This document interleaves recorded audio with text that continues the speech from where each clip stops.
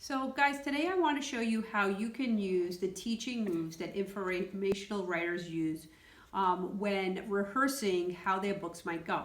So as you see, I went back into my table of contents and I want to rehearse how one of those chapters would go, right? Because I think my whole book is about penguins, and I want to say a little bit about the kinds of penguins, penguins' bodies, and penguin survivals.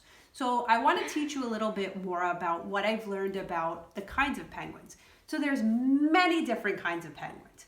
There's emperor penguins, and there's king penguins, and then there's also like Gentoo penguins and macaroni penguins. Matter of fact, there's 17 types of species. Species means like different types of penguins.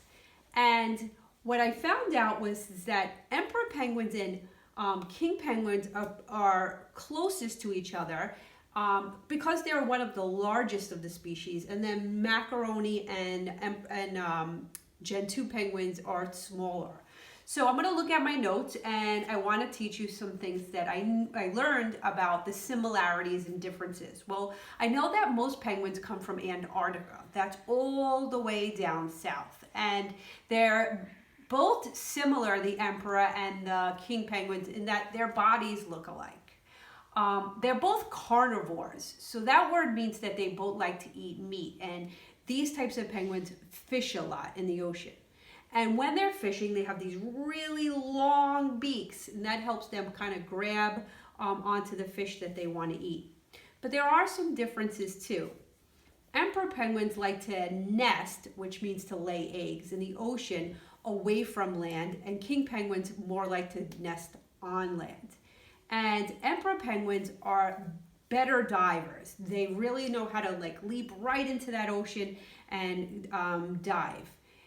And like I said, the emperor penguins are the largest of all penguins. Matter of fact, they're about 44 inches in height. There are also some differences in their chicks. So guys, did you see all those writing moves I borrowed? I talked like an expert.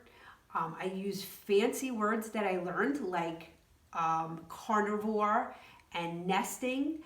I also use my hands a lot when I'm teaching because that really helps the reader envision.